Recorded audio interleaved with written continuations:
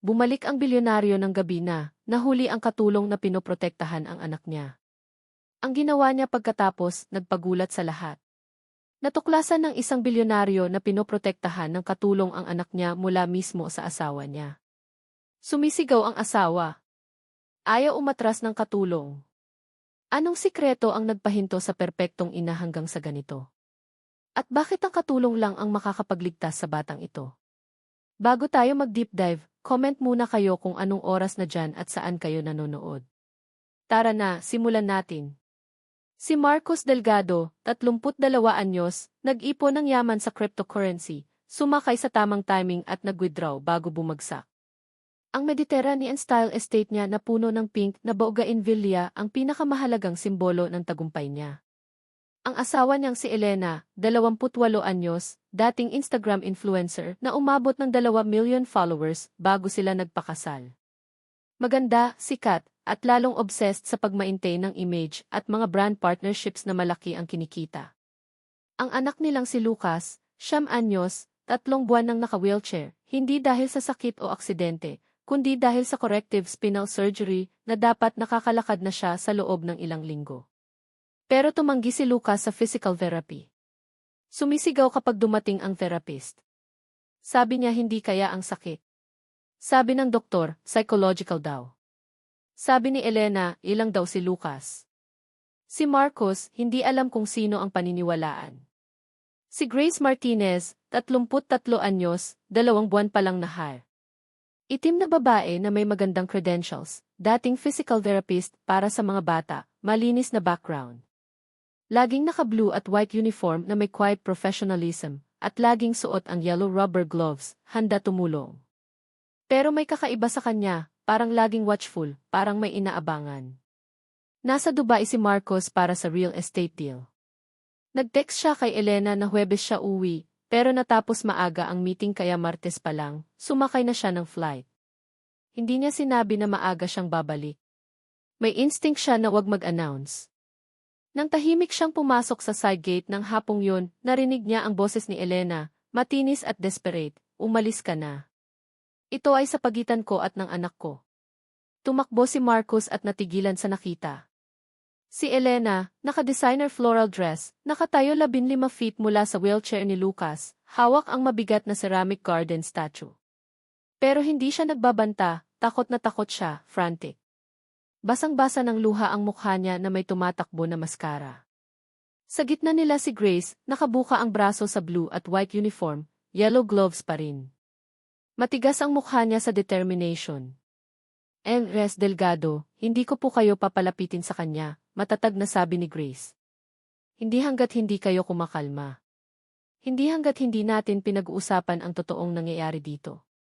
Anak ko yan. Maid ka lang, umiyak si Elena. Hindi niyo naiintindihan. Walang nakakaintindi.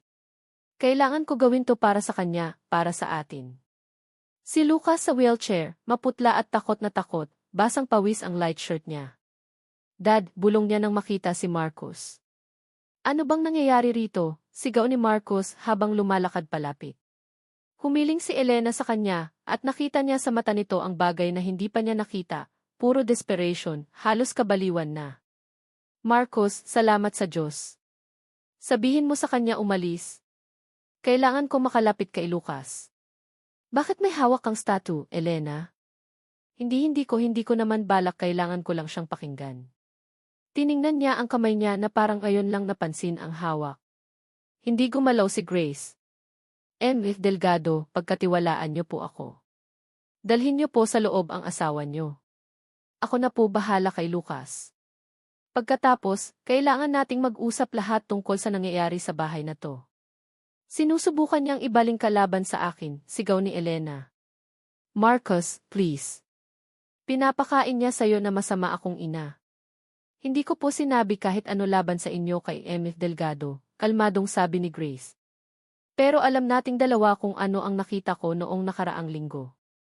Alam nating dalawa kung ano ang ginagawa niyo. Tahimik ang hardin, maliban sa ugoy ng bougainvillea. Tiningnan talaga ni Marcos si Elena. Payat na siya. Nanginginig ang kamay palagi. May dark circle sa mata na hindi na maitago ng makeup. Paano niya hindi napansin? Elena, maingat niyang sabi.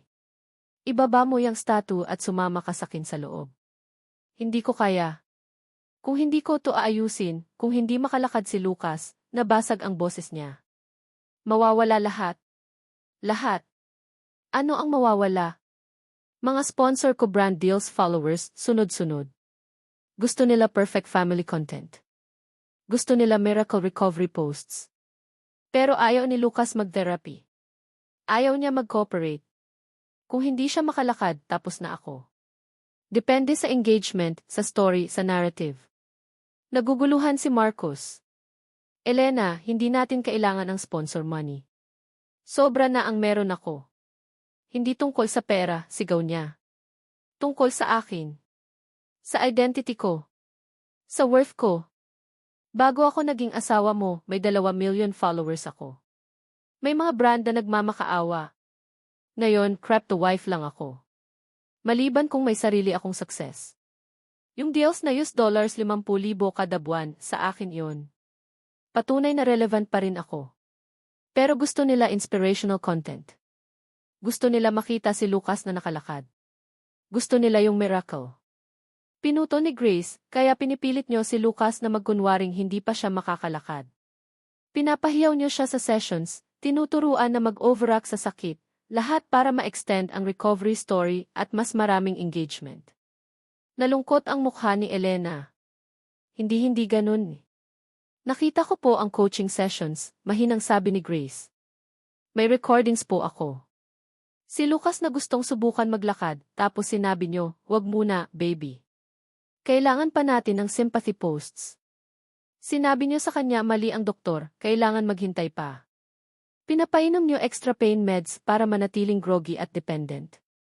Tumingin si Marcos sa anak. Totoo ba yan, Lucas? Tumango ang 9 anyos, tumutulo ang luha. Sabi ni Mommy, kapag nakalakad ako agad, mawawala ng interest ang followers niya sa posts. Sabi niya gusto nila makita muna akong nahihirapan. Sabi niya trabaho ko tulungan siyang manatiling sikat. Jesus Christ, Elena. Lumuhod si Elena sa damo, nahulog ang statue. Hindi ko sinasadya, hindi ko gustong masaktan siya.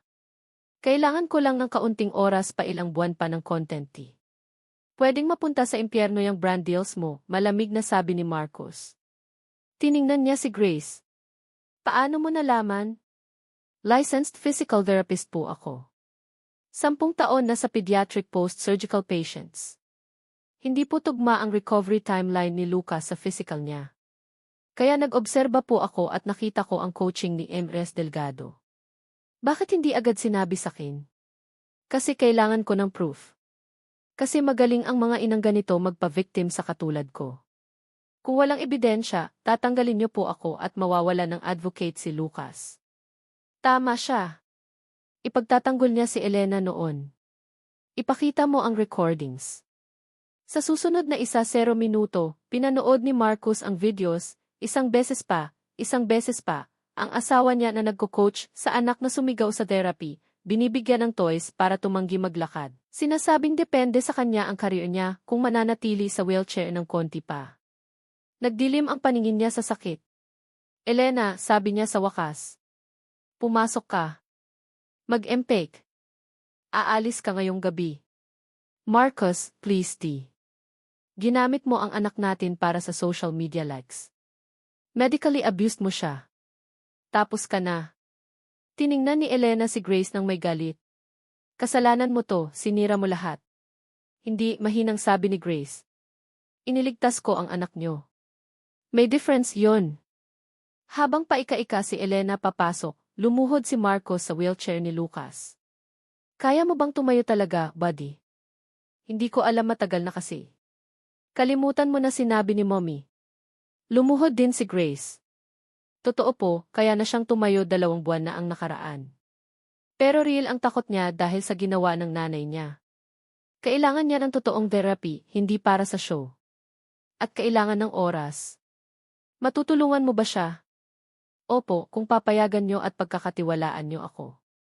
Tiningnan niya sa mata si Grace, ang babaeng humarang sa peligro, nag-risk ng trabaho para sa ebidensya, ang tanging matapang na nagsabi ng katotohanan. Pinagkakatiwalaan kita. Sa susunod na 6 na buwan, araw-araw na nagtrabaho si Grace kay Lucas, hindi na bilang maid. Agad siyang ginawang full-time physical therapist at care coordinator ni Marcos, triple ang sweldo. Inalis si Elena sa bahay. Nag-file si Marcos ng divorce at full custody. Napatunayan ng psychiatric evaluation na may narcissistic personality disorder si Elena na lalong lumala dahil sa social media addiction. Hindi na niya maseparate ang online image sa tunay na pagiging ina. Sa 3 buwan, unang hakbang ni Lucas ng walang tulong, kasama si Grace. Umiyak siya sa tuwa, sa ginhawa, sa pag-alis ng bigat mula sa manipulation ng nanay niya. Sa 6 na buwan, nakakalakad na siya ng mag-isa. Hindi perfect, minsan kailangan pa rin ng wheelchair sa mahabang distansya, pero malaya na siya. Isang gabi, habang paalis na si Grace, pinigilan siya ni Marcos. May itatanong ako. Bakit mo talaga tinanggap tong trabaho? Matagal siyang tiningnan ni Grace. Gusto niya ng totoo. Lagi. Namatay ang anak kong babae 3 taon na ang nakalipas. 8 anyos. Brain cancer. Ako ang AFE niya, tapos nanood ako bilang ina habang nawawala siya. Pagkatapos, hindi ko na kinaya magtrabaho sa mga may sakit na bata. Pero hindi ko rin kayang tumigil tumulong sa mga bata. Kaya naging caregiver na ako, naghahanap ng mga batang walang ibang magtatanggol. Naghahanap ka ng mga batang nasa gulo. Naghahanap ako ng mga batang walang proteksyon. At kay Lucas, nakita ko agad, sobrang perfect na nanay sa social media, pero hindi tugma ang recovery sa realidad. Naulit na sa akin to. Ilang beses na. Ika-4 na si Lucas na nailigtas ko sa abusive setup. Iba-iba ang kwento, pero pareho ang pattern, magulang na mas mahalaga ang image kaysa sa bata. Naramdaman ni Marcos ang bigat sa lalamunan. Vigilante physical therapist ka pala. Inang hindi na iligtas ang sariling anak, mahinang sabi ni Grace. Kaya inililigtas ko na lang ang anak ng iba. Gusto kong tulungan kang makapagligtas ng mas marami pa. Sa susunod na taon, pinondohan ni Marcos ang misyon ni Grace. Nag-create sila ng non-profit, Guardian AE Project. Tinuruan ni Grace ang ibang physical therapists na makita ang signs ng parental medical abuse at manipulation para sa content. Nakipagsama sila sa hospitals at child protective services para matukoy ang mga batang sinasaktan sa ngalan ng social media o mental health ng magulang. Si Lucas, ngayon 10 anyos, umunlad. May kaunting limitasyon pa sa paglakad pero thriving. Regular therapy para ma-process ang abuse mula sa nanay, at natagpuan niya ang purpose sa pagsasalita sa ibang bata tungkol sa pagtitiwala sa mga tunay na tagapagtanggol. Sa 2nd anniversary ng araw na yun sa hardin, magkasama sina Marcos, Lucas, at Grace nagtanim ng Japanese maple na matingkad ang pulang dahon. Ano ng pangalan natin? Tanong ni Lucas, malakas at malinaw na ang boses niya ngayon. Paano kung truth tree? Suhestyon ni Grace. Kasi ang katotohanan ang nagligtas sa'yo. Gusto ko yun, sabi ni Lucas. Tumingin siya kay Grace. Iniligtas mo ako kasi naalala mo ako sa anak mo, di ba? Tumango si Grace, mailuha. Naalala mo ako sa kanya. Ginagawa mo pa rin. Ano ng pangalan niya? Sofia. Kung ganun, Sofia 3 na lang. Kasi si Sofia ang nagpabago sa'yo para mailigtas ang mga bata. Naiyak ng todo si Grace. Niyakap siya nina Marcos at Lucas. Ang 35 anyos na babae sa blue at white uniform na tumayo para sa isang bata nang walang ibang tumayo. Si Grace, tumayo nang walang ibang tumayo. Kung na-touch kayo, like at share nyo tong video. Subscribe para sa marami pang kwento ng tunay na bayani sa araw-araw. May naging experience na ba kayong protektahan ang isang bata kahit laban sa lahat?